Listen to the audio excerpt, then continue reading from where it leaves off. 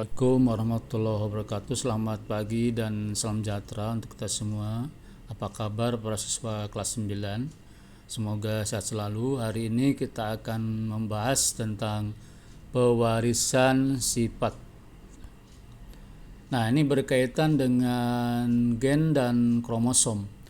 Apa itu gen? Gen adalah suatu substansi kimia dalam kromosom yang bertanggung jawab terhadap pewarisan sifat organisme. Istilah gen pertama kali dikemukakan oleh W. Johansen, di mana fungsi gen antara lain sebagai berikut. Yang pertama, mengatur perkembangan dan metabolisme individu. Yang kedua, menyampaikan informasi genetik dari satu generasi ke generasi berikutnya. Yang ketiga, sebagai jarah tersendiri dalam kromosom. Nah, kemudian gen terdapat di dalam kromosom dan menempati tempat-tempat tertentu, yaitu di dalam lokus-lokus kromosom. Nah, pada sel eukariotik, kromosom berada di dalam inti sel. Pada saat sel tidak sedang membelah, kromosom berbentuk benang-benang halus yang disebut benang-benang kromatin. Nah, gen ini terdiri dari untaian-untaian DNA atau deoksiribosonukleik asid, di mana setiap gen menempati tempat tertentu dalam kromosom. Nah, tempat suatu gen di dalam kromosom ini disebut dengan lokus gen. Pada makhluk tingkat tinggi, sel tubuh atau sel somatik mengandung satu pasang kromosom yang diterima dari kedua induk atau orang tuanya. Nah, kromosom-kromosom yang berasal dari induk betina bentuknya serupa dengan yang berasal dari induk jantan. Maka, sepasang kromosom itu disebut kromosom homolog. Karena itu, jumlah kromosom dalam sel tubuh dinamakan dengan diploid atau 2N. Tetapi pada sel kelamin gamet hanya mengandung setengah dari jumlah kromosom yang terdapat di dalam sel somatik. Karena itu, jumlah kromosomnya dinamakan haploid atau N. Satu pasang kromosom haploid dari satu spesies dinamakan genom. Nah, jumlah kromosom yang mana tiap makhluk hidup berbeda. Pada kromosom manusia dan makhluk hidup yang berkembang biak secara seksual dapat dibedakan menjadi dua.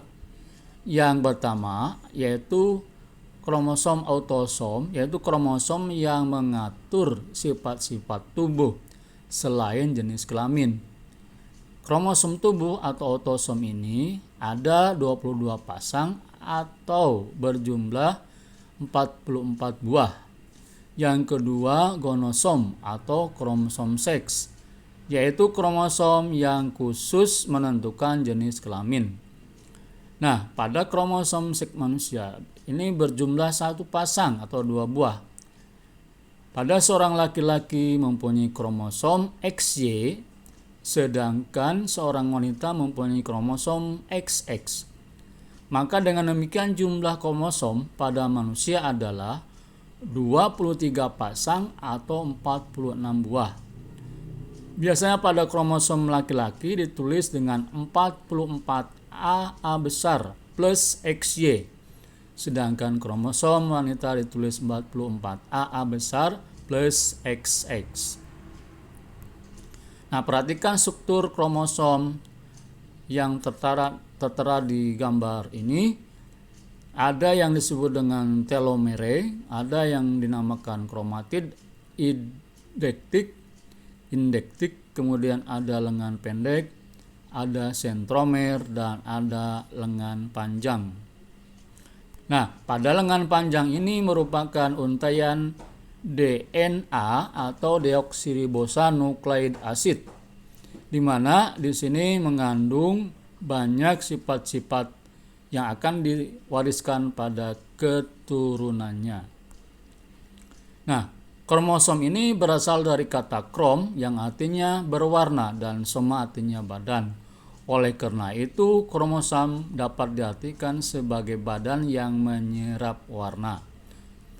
Nah, kromosom ini terdapat pada inti sel atau nukleus pada setiap sel, di mana pada tahap pembelahan metafase ini dapat diamati baik pembelahan secara mitosis maupun meiosis. Pada saat tidak membelah diri di dalam nukleus tidak berbentuk badan-badan kromosom, tetapi terdapat dalam bentuk benang-benang yang terurai yang disebut dengan benang kromatin. Nah, pada kesempatan ini kita akan mengenal istilah-istilah dalam pewarisan sifat, yaitu kromosom adalah benang-benang halus di dalam inti sel sebagai pembawa sifat keturunan. Kemudian gen adalah substansi hereditas yang menentukan sifat suatu individu. Apa itu DNA? Nah, DNA itu adalah senyawa kimia terpenting yang membawa keterangan genetik dari satu generasi ke generasi berikutnya. Berikutnya adalah fenotip, adalah sifat yang dapat teramati pada suatu individu yang ditentukan oleh genotip. Kemudian sifat genotip adalah sifat yang tidak teramati karena berada di dalam gen yang bersifat tetap. Berikutnya adalah dominan, adalah sifat yang muncul pada keturunan bersifat menutupi sifat lain dan dilambangkan dengan huruf besar. Berikutnya adalah resesif, sifat yang tidak muncul pada keturunan karena sifatnya ditutupi sifat lain yang dilambangkan dengan huruf kecil. Berikutnya intermediat adalah sifat suatu gen di mana sepasang gen tidak ada domain dan tidak ada resesif. Jadi sifat keturunannya merupakan sifat gabungan dari kedua induknya. Berikutnya adalah alel, adalah anggota dari pasangan gen yang mengatur bagian sifat yang sama. Sedangkan homozigot adalah sepasang alel yang terdiri atas dua gen yang sama. Apa itu heterozigot? Adalah sepasang alel yang terdiri atas dua gen yang berbeda. Kemudian parental adalah induk yang mengalami persilangan. Nah, biasanya ini dilambangkan huruf P besar ya, pada proses nanti dalam persilangan. Kemudian berikutnya adalah hibrid, adalah perkawinan dua individu yang memiliki satu atau lebih sifat berbeda. Kemudian monohibrid adalah perkawinan dua individu yang memiliki satu sifat yang berbeda. Nah, apa itu dihibrid? Nah, dihibrid ini merupakan perkawinan dua individu yang memiliki dua sifat yang berbeda. Kemudian autosom adalah kromosom yang menyusun tubuh suatu individu. Biasanya disingkat A besar. Kemudian backcross adalah persilangan antara individu F1 dengan salah satu induknya.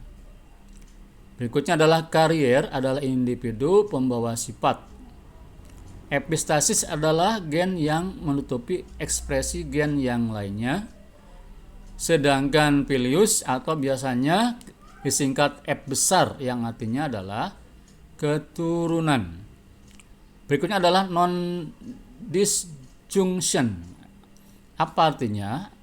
Peristiwa di mana pasangan kromosom homolog tidak berpisah pada saat meiosis menyebabkan kelainan-kelainan sifat pada individu pembuahan gamet.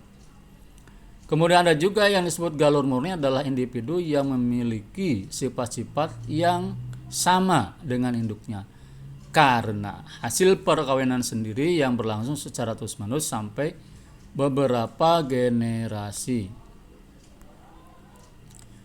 Berikutnya adalah gen letal, adalah gen yang menyebabkan kematian individu.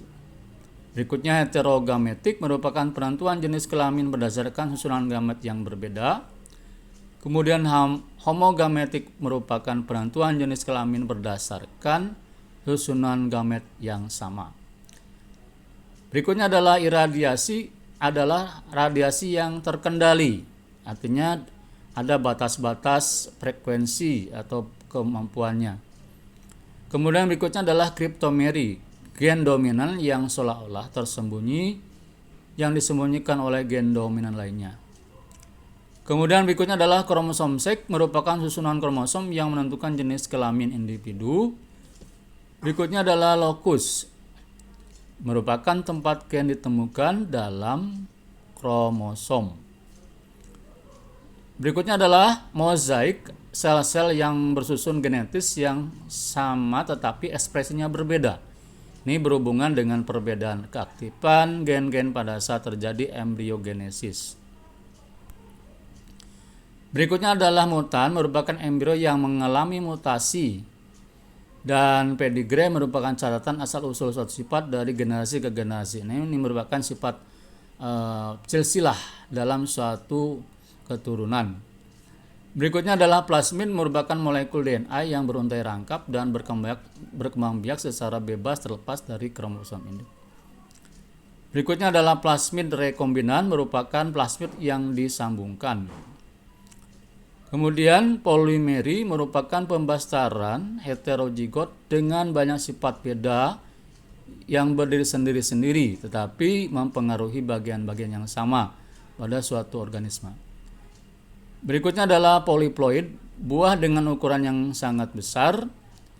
Artinya di sini adalah merupakan bibit yang unggul. Berikutnya adalah rekombinasi, artinya terbentuknya kombinasi baru. Demikian untuk pertemuan hari ini, semoga sehat selalu, semoga dapat dipahami dengan baik. Selamat mengerjakan tugas dan terima kasih.